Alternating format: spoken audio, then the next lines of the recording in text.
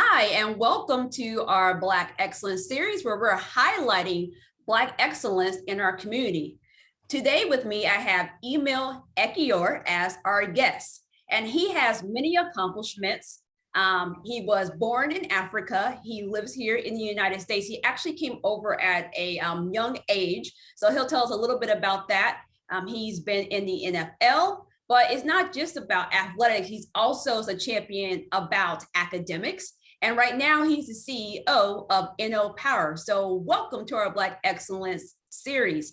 Could you tell us a little bit about kind of your upbringing and how you found yourself here in America? Thank you, Shantae. Thank you for having me. First off, this is an awesome series. I love the Black Excellence name and what you created. So thank you for having me. I was born in Lagos, Nigeria. Lagos is a city in sub-Saharan Africa, the largest city population-wise, with about 14 million people that stay in Lagos. Nigeria is the largest population of Black people in the world, with over 150 million. I was born there. I have 7 sisters and 2 brothers. And when I was 15, my parents decided it would be a good idea for me to leave Nigeria and come to the US to stay with a family to pursue educational opportunities. So in Nigeria, Nigeria was a former British colony, meaning the British pretty much ran the country, ran Nigeria, and kind of managed the country, so quote unquote. So as a British colony, Nigeria adopted the British system. So everybody in Nigeria pretty much speaks English. And then we adopted the British system of education, which is when you get into 7th grade, you pretty much are going to a boarding school, right? So you leave your families and you go to school far away from home. And it's just a way of teaching you discipline, teaching you to get away from your family. So I went to boarding school growing up. One of the things I learned so much about boarding school was just the discipline of creating your own routines, right? Waking up in the morning, making up your bed, and following a strict routine through the day. So I grew up in that. And when I was 15, my parents said, hey, look, we think there's so many more opportunities for you in the US. We know this family in the US that we want you to go stay with. And is that something you want to do? I want you to do it. So initially I was sad. I have 7 sisters, 2 brothers. But then again, I was excited because I was coming to America. I was coming to the US. Everything we ever saw in Nigeria was if you come to the US, anything you want to do can happen for you. So that was my mindset in coming to the US was I'm coming to a place where everything is possible. So I remember telling all of my friends that in 10 years, I'm sending for all of them. They're all going to come stay with me in the US and we're going to be doing big business and all those kind of things. So I left my family in Nigeria, came to Daytona Beach, Florida. And I remember clear as day, right? In Nigeria, I was never identified by my skin color because everyone is Black. We're pretty much identified by our culture. So you Yoruba, or you Hausa, or you Igbo, or you Ekiyor. Your culture, or your tribe is what you're identified by. So when I came here, it was a shock that for the first time in my life, I was identified by my skin color. I was Black, and that's how people looked at me. The other thing I was shocked about was a lot of my Black friends here in the US were not as excited as I was coming here.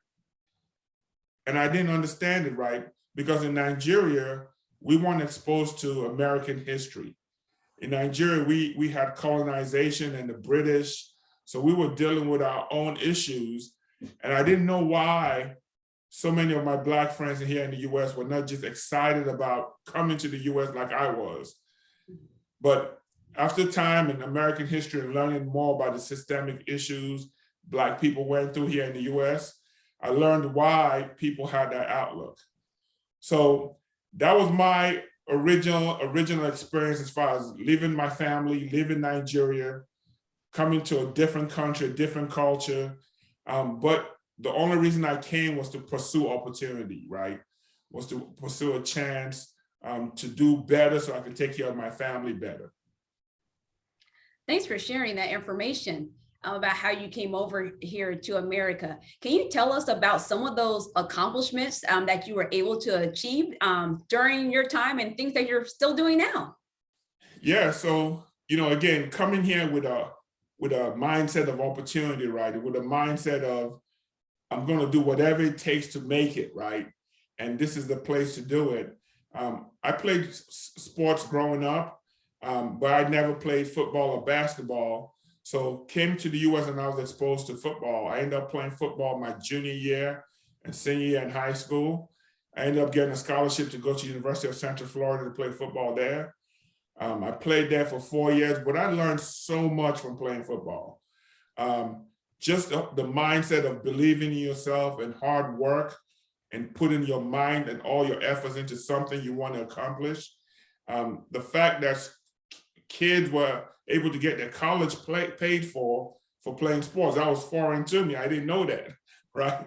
So when they told me, I was like, are you serious? You mean I could get my college paid for playing football? Like, let's do it. So I played, ended up in pretty good. I was lucky. Played 4 years at the University of Central Florida. I was a two-time captain there. And then I ended up getting drafted to go to the NFL and play for Tony Dungy with the Tampa Bay Bucks. Life-changing experience working with Coach Dungy and getting coached by him and his staff. I ended up getting 6 years in the NFL. I played in Tampa with Oakland and Oakland and the Falcons. So I retired in 2005. My wife is actually from Indianapolis. So when I retired, decided to move to Indy and I'm settled here and start a family. So once I got to Indianapolis, I was young. I still had a lot of football in me and I wanted to do something just to get it out. So I decided to go coach and give my time to coaching and just to work with young people. I always had an affinity for working with young people because so many adults worked with me and helped me along my way. So I decided to coach, and I coached at Warren Central High School. We ended up winning 3 state championships there in football. But I saw so many young people at Warren, especially Black and brown students that were just full of talent. They just didn't know they had talent. And I'm not talking about talent in sports. I'm just talking about just talented individuals. They could speak well, they could think well. I saw future business people and entrepreneurs and future corporate leaders, right? But what bothered me the most was this young people didn't see that in themselves. So that just sparked something inside of me at a time where I was trying to figure out what do I do next in life after I retired playing football. And watching those young people and working with those young people at Warren kind of opened my eyes to the bigger issue, right? Which is we just have a lot of young people today who are full of talent, but don't have the people in their lives to share that vision of themselves or cast a vision of themselves that they never heard before. So telling a young person that I see so much in you, you could be this. Or did you know you were good at this? Or did you know, I noticed how well you speak, you could be a great this, right? Those kind of conversations we found weren't happening as much with young people. And the more we did it, the more we cast a vision for young people of themselves, the more they bought into what they could be, what the possibilities are for them, what the opportunities lie for them. So I just fell in love with that. And since I retired, I've just been doing that. I've been unapologetically looking at things in our communities. When I say our community, I mean our Black communities, and just coming up with solutions, right?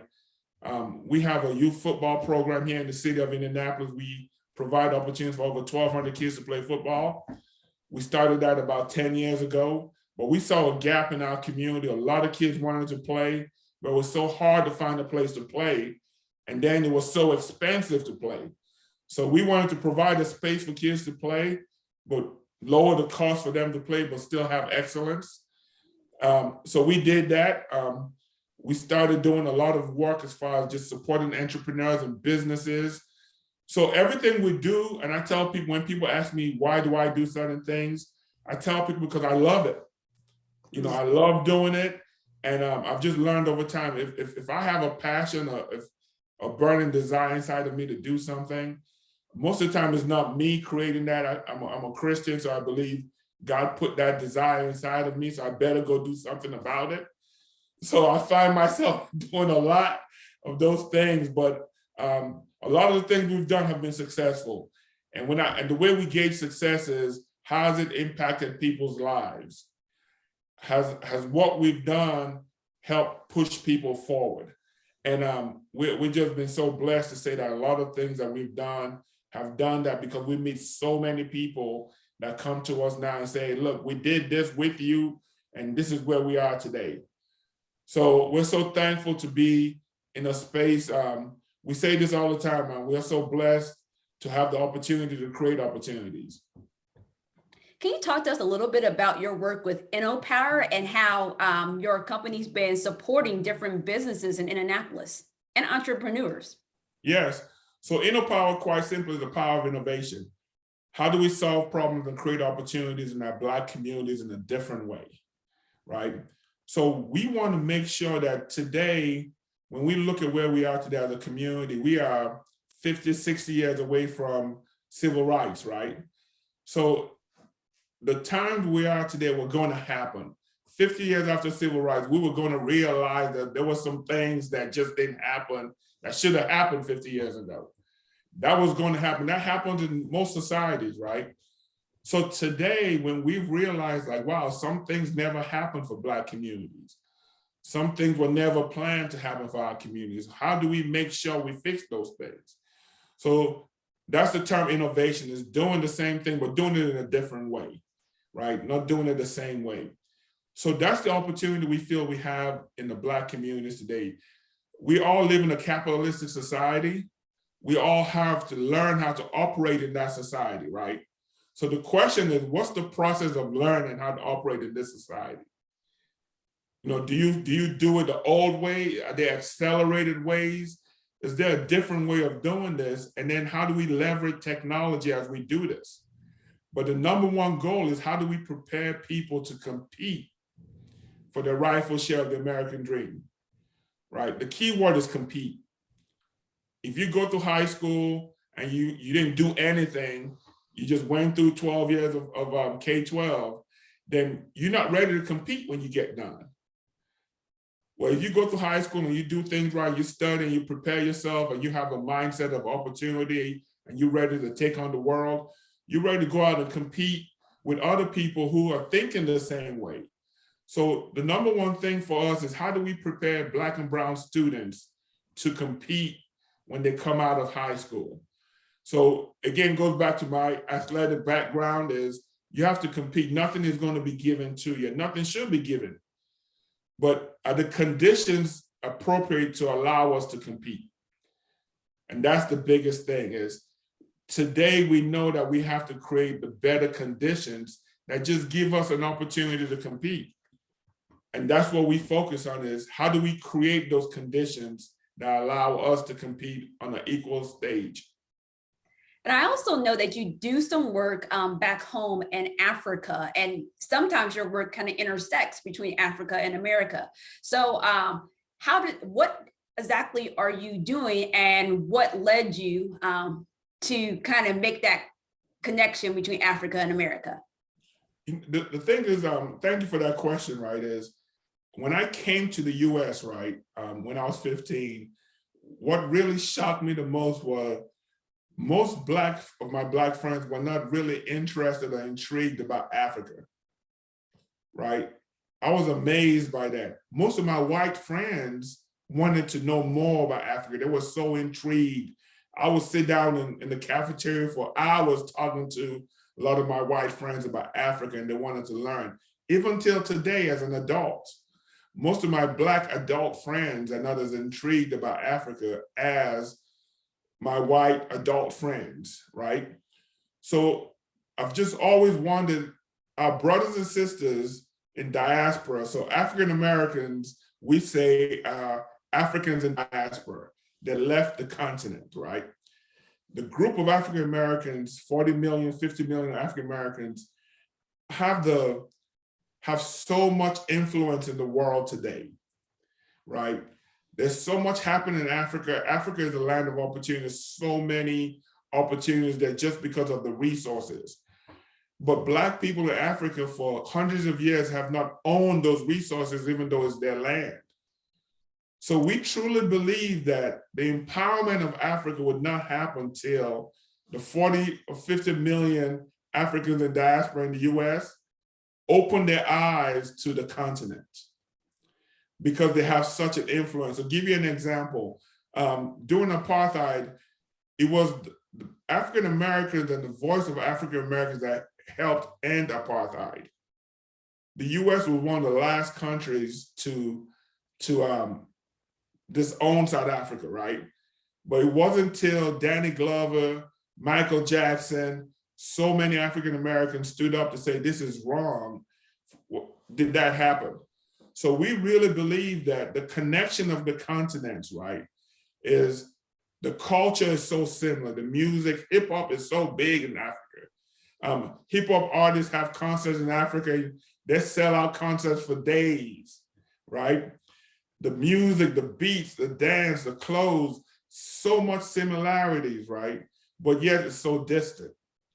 So our vision is, how do we bring this together, right? And one of the ways we feel we can do that is through entrepreneurship and business, right? Commerce has always been a way of bringing human beings together, but the shared culture and business opportunities, Africans doing business here in the US and African Americans doing business in Africa. So we try to help bring that together. We try to show the similarities in the problems, because in both areas, right, both areas have only been 50, 60 years since independence, right? So here in the US, it's been 50, 60 years since civil rights, and in Africa, it's been 50, 60 years since independence from the British, the Germans, the Belgians, the French. So we're all like so much in our infancy stages of growth. But the one thing that has been missing is, how do we do things together? How do we understand our shared commonalities? So we do that with a lot of work that just shows the commonalities, shows opportunities to do business, shows the common denominator in both places, right? In both places, living in capitalistic societies, but no access to capital. And it's really hard to do things when you don't have money. And that's the issue in Africa, and that's the issue for Black people here. So we try to get people to understand those things and show that we're so similar in our fight for economic freedom. And we can do this better together. I like that, doing it better together. So as we come to a close, what advice do you have for our young people who are in the phase of, I'm in school, I'm not sure what I'm interested in, things are like really hard right now in my life, I don't really know how I can push through. What advice will you give to our young people as they are trying to figure out what they want to do when they grow up and become productive citizens in our society? You know what? The one thing I remind people is, and I think most people don't appreciate this unless you come from a different country. With all the flaws of the US, right, it is still the best place in the world for upward mobility. It's still the best place in the world that if you want to do something, right, if you have a dream, that if you work hard and do something, believe in yourself, you can still achieve that dream, right? And this is the best place in the world for that. Now, it's not perfect, right? But there are so many other places where I grew up, you could work as hard as you want to work, but chances of going from poverty to wealth are slim to none. But in this country, there's so many people that have done it, and so many people trying to do it today. And the number one thing I tell young people, I tell people in general is this: if you live in this country and you don't wake up every morning feeling like, look, if I do this, this, and this, I can go make it, right? If I finish class and graduate from high school, I'm going to go to college and then I'm going to go get a job. If you're not looking of thinking that way, then it's a tough country to live in, right? Because you're not driven. So what I want to remind young people is this: is what you do as a teenager lays the path for your 20s. What you do in your 20s kind of lays the path for your 30s, and then your 30s and 40s for the rest of your life, right? So as you sit in school today, being young is a time to dream big, to have big ideas, to think big, right? Because you're only young once. You don't get a chance to do this over again. So while you're young, don't have any limitations to your dreams. Because we live in a world today that can truly happen, especially with technology. So most young people can't control what they were born into, because they were born into it. They can't control that. But they can control or try to control what happens after, especially when you go into a school building for 8 hours a day and 190 days a year. What you do or what you try to do, the dreams you have at those times are going to propel you. So I encourage young people to dream big and don't feel like their dreams can't happen, because they're one connection away from that dream happening, right? They're one teacher away from reaching them and inspiring them from that happening. I remember in high school, we got a new coach. He comes in and changes everything. If we didn't get that coach in high school, I may not have gotten a scholarship to college. But that one individual changed everything. So when you're young, I just say dream big, think big. Don't think small. Don't have small dreams, right? Dream big and think big, and know that your dreams can actually come through for you, but you will have to do your part. So that's my word to young people. But my word to adults even more is this: is adults have to be great in young people's lives.